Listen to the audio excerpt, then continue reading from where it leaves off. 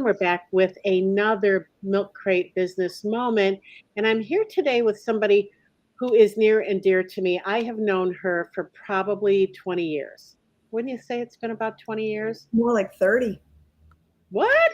Yeah. What? 30 years. That's crazy. How can you possibly be that old?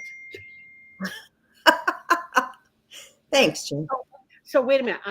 I see here that we don't have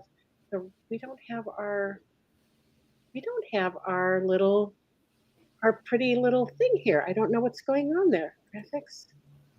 Alt. Hold on one second, Rachel. I'm not going to start over but we definitely don't have our pretty graphics that we normally have. Um, maybe turn that off.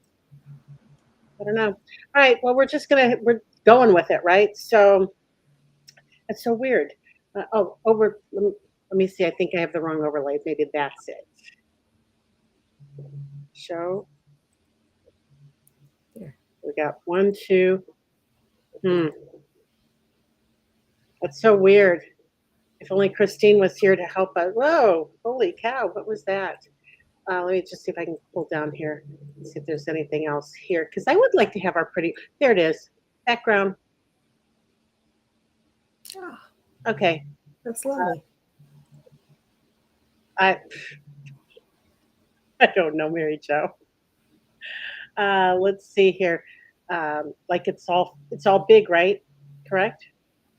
Does it look right to you? To me, I think it looks lovely. All right, cool. All right, Yeah. well, here we go. So Yeah. I think there's chat over there that's open and I don't know how to turn the chat off. So chat overlay. There we go. There we go. There we go. There you go. So that's it. Right there. That's it. All right, let's start again. So thanks for hanging on here. Whoever might pop in, we took us 2 minutes to figure this out. So um, I've known Mary Jo for I guess about 30 years now. And in the amount of time that I've known you, I mean, our kids were real little when we first met, and you have a lot of kids, and I can't remember how many you had when I first met you, but somewhere along the line we've kind of fallen away from each other, right? You've had a lot of jobs over the last 30 years, right? I, yes. So and now you are in private practice. Yes. So as a As a licensed clinical professional counselor. yeah, I would never have seen that coming, right? 30 years ago, that would never have been. I think you were doing Pampered Chef when I first met you, Yes, exactly. Yes. right? So let's talk about where your milk crate moment was when you really decided to get into changing your life, right? For whatever's going on. So how about if do you want to start there? Sure. Actually, when you and I first met, I think I only had 3 kids at the time, and since then I added a couple more. Um, and throughout those years, I was married to a, I hate to say the word psycho, but I'm gonna. Um, so living with a person who was both emotionally and financially abusive kind of took its toll. And while everybody has some narcissistic tendencies, this guy had had quite a few, and they have a tendency to kind of chip away at a person's self-esteem and self-confidence. Um, and he did. But throughout that, I realized that there was there was something missing. That I still had some little spark there, that told me I was still worth it. So I think I kind of had a choice to make. Was I, what was I going to do here? And decided to venture out on my own. But at the time that I made that decision that I wasn't going to stay in this marriage, I was driving a school bus. I had 5 little kids and driving a school bus, and what the heck was I going to do with that? So I made a decision to go to graduate school, and but throughout that time, there was some pretty significant trials and tribulations. Within a short span of time, I was in the middle of a divorce, and my father was really ill and dying, and my daughter gave birth to a set of twins 16 weeks too early, so they were in NICU, and and I was in grad school. I was in my internship working at a hospice of all things.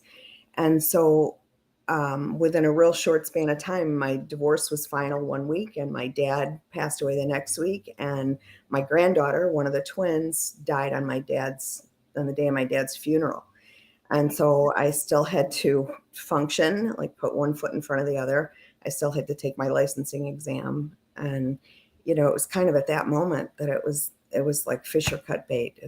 You're going to have to move forward or you're not. Yeah, that's really where that's really where you're made of comes out, right? What you're made of comes out because a lot of people really couldn't handle that, right? And that's a lot of things to happen in a very short week's time.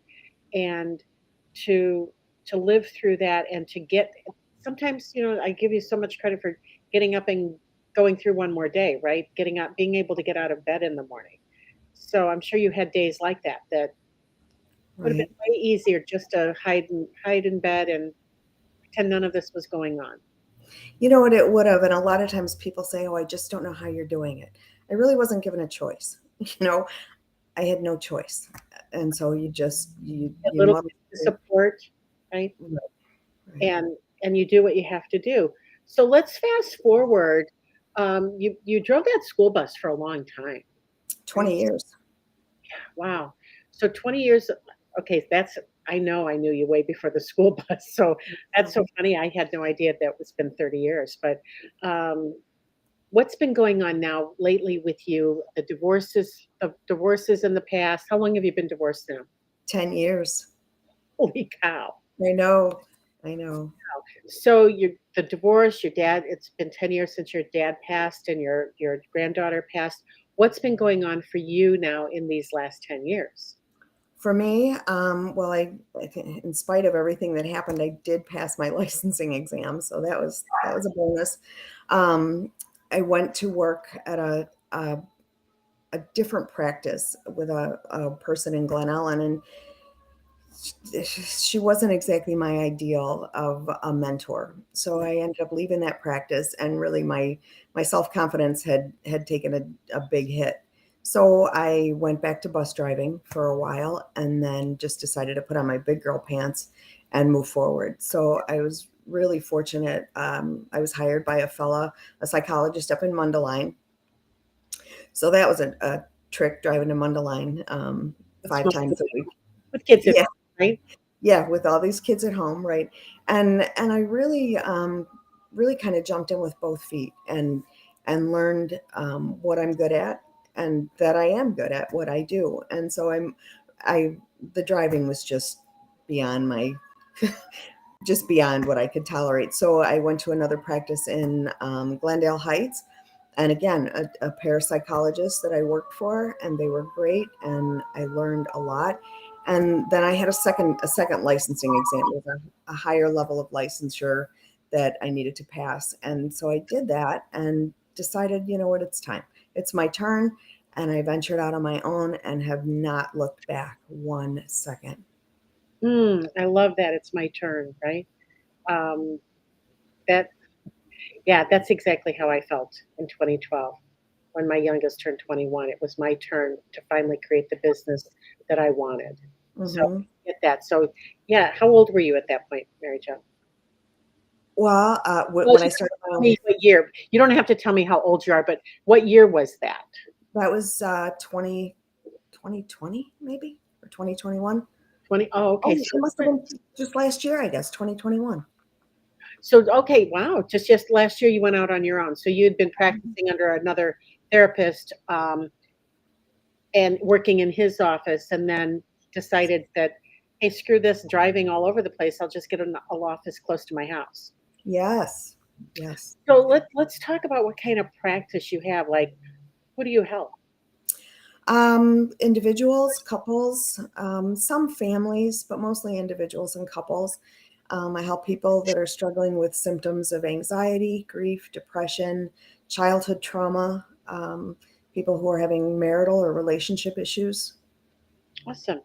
And what's the best thing you like? What's the part that you like the best about being a therapist? Because I'm telling you, there was a time, and I think you and I probably talked about that, that I wanted to be a therapist too. And there was a time when you and I talked that we both wanted to be doulas or midwives or something, right? Mhm. Yeah, God knew I'm not supposed to care for people in that way.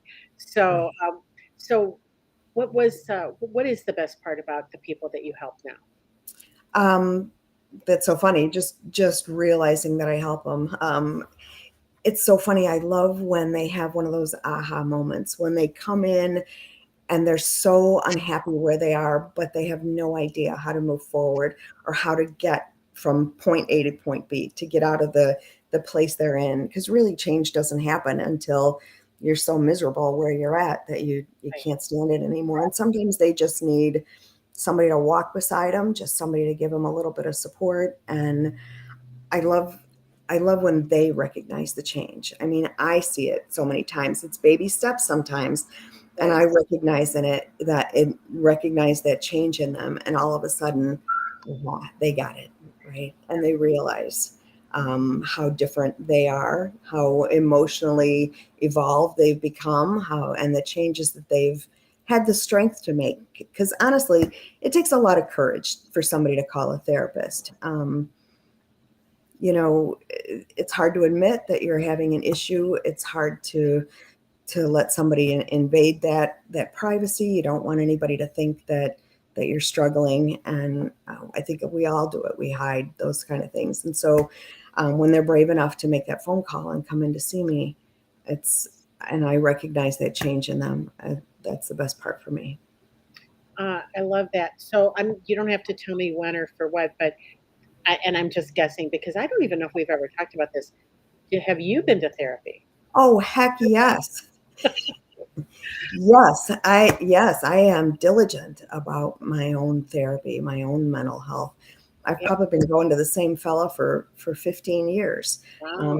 He's great. He's actually on the north side of Chicago, and it's sometimes it's like, dude, can you just give me something to do? Give me something concrete.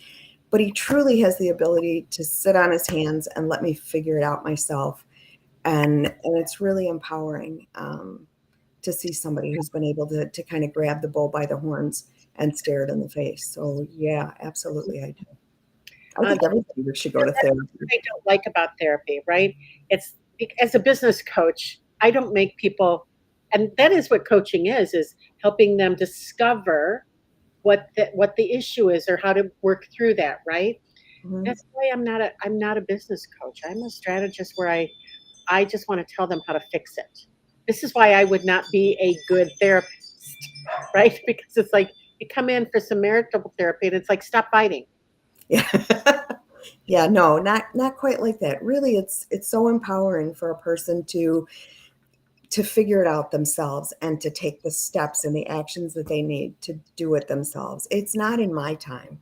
It's not my issue, it's theirs. And change is going to come as quickly or slowly as they're prepared for. I mean, sometimes they're just not emotionally ready to make those drastic changes. And so again, baby steps. And did you ever see the movie What About Bob? It's kind of funny, but the catchphrase in there is baby steps, Bob, baby steps. No, I never saw that because I think I would remember that. So, what's one thing that you would change in your business if you could? Oh, And I wish I had started years sooner. I just want to say this before you answer that because Sure. at 3 o'clock, I chose this date and time, right? And it just happens that every Wednesday at 3 o'clock, the lawnmowers come. They're blowing leaves right outside my window here. Can you hear that? That No, oh, okay. Well, then maybe I just made a big deal about nothing. Okay, never mind. Go ahead. What's one thing, if you could, that you would change in your business? I wish I had started sooner. I wish I'd started a lot sooner. Why? Why? I might have done things a little bit differently. I might have changed the focus of my practice to like a specific niche. But this, I'm not, this, I don't mean this. I feel like I'm changing the world one person at a time. Right. and giving them the ability to make the changes that they need. And so I maybe could have helped a lot more people. Mm, that's a wonderful thing to have hoped for, right? But I think that I don't believe that there's a wrong time, right? I really don't believe there's a wrong time. Like I don't believe there's coincidences, right? You started at the right time, Yeah. and you'll help the people that you were meant to help, and life will be good for all of you, right? All of those that you are helping. All right, so let's talk about the actual, like you said, couples and things like that. But what is your actual, like, what's your practice? What do you cover in your practice? Like, is it anxiety? Is it depression? What is it that you really work with in your practice? I know therapists kind of niche their practices. A lot of them do. We do cover everything. You know, people come in a lot of times. It's interesting. They'll call and say that they're struggling with symptoms of anxiety, and anxiety has a lot of physiological responses that go along with it. I mean, our heart rate increases, our blood pressure shoots up, digestion slows, and so this is the stuff that they're noticing, and they just think they're feeling anxious. And truly, when we and it's just a matter of talking. It's pretty much just talk therapy. We kind of dig a little bit and typically find out that they've experienced some sort of trauma in their lives, and a lot of times it's when they were children. And for children, I mean, it doesn't, for adults it's an accident, something big, but for children it manifests much differently. It's being spoken to in a demeaning manner, being screamed at all the time, worrying if there's enough money, enough food, a death, a divorce, and like adults, their adrenaline spikes, but it stays there all the time because they're still in that environment. So they become familiar with that hypersensitive or hypervigilant feeling, and it stays with them. I mean, typically those as teens, they'll engage in risky behaviors. As adults, they'll try to recreate that feeling because it's familiar to them. Two, as children, they sometimes give it a positive connotation. Okay, this must be what family and togetherness and love feels like. And the reality is it's anxiety a lot of times. So when we start peeling back some layers, we'll often find that, they've had some experiences that that weren't emotionally beneficial to them. And so there's nothing I can do to help them change the experiences that they have had, but I can give them the tools to help manage their anxiety and kind of be more aware of what's happening. So you're saying that if they've got a childhood trauma, they never really get rid of it 100%? They can't get rid of the trauma. Nobody can get rid of an experience that you've had, but you can help them work through their feelings about it, and then help them manage the symptoms of anxiety that they struggle with. All right. How could people get in touch with you if they would like to reach out, and maybe they're dealing with some childhood trauma or anxiety or depression or um, anything else? And you'll always tell somebody whether or not that you're a good fit for them, right? I think, do you offer a complimentary call? Yeah, we'll usually have a consultation over the phone, so that they can kind of tell me what their issues and why they're seeking therapy. Of course, we have to talk about the negative stuff, the insurance and things like that, because it's challenging sometimes for people to be able to come. So I want to make it as convenient and as easy for them as possible. Um, you can look me up by my name. I'm Can we drop your email address? Sure. Yeah, I don't know how to do that though. You don't have to. I do. Oh, Right. but you know what? My business email is MJ Armstrong Therapy at AOL. All right. So hold on. Say it again. MJ Armstrong Therapy at AOL.com. Let me just put that in there correctly. So at AOL. Okay. Let me just double check this and make sure it's right. That's not what I wanted to do. This is what I wanted to do. Is that right? Yeah. Oh no, MJ Armstrong. Oh, MJ.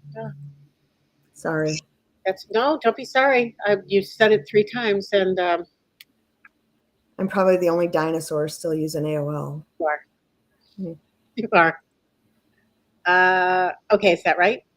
MG, yeah, that's it. Thank you. Cool. So that people can reach out because there are a lot of people. I think, listen, having gone to therapy myself, right? Back in the day, right? That's probably been 40, 30, probably 30 some years ago. I can say that it definitely helped the issues that we were going through. So I think therapy is a great tool to help people, and especially if you're helping them with issues that they have as adults, right? Because it Yeah. can create so many problems in a marriage or a family when they don't have the proper tools. So, is there, okay, so I'm gonna ask this, I'm gonna start asking everybody this, Mary Jo. Um, what's one thing people don't know about you? Oh gosh, you're gonna make me say it, huh? They probably wouldn't know that I gave some serious consideration to being a nun. That was not what I was thinking of. I thought for sure you were gonna pull out the fact that you used to be a police officer. Oh no, no, no, Yeah. no. Yes, but no. The nun thing I think has a little more shock value. Well, I think they both have shock value considering how calm you are today and how laid back and everything. Yeah, I don't think that. So now they know two things about you that they didn't know. All right, Mary Jo, thanks so much for being here today. This has been really fun chatting with you and um, finding out a little bit more about what you do and how you can help more people. Thanks for sharing your milk crate moment. Thanks for having me. Bye. Yes.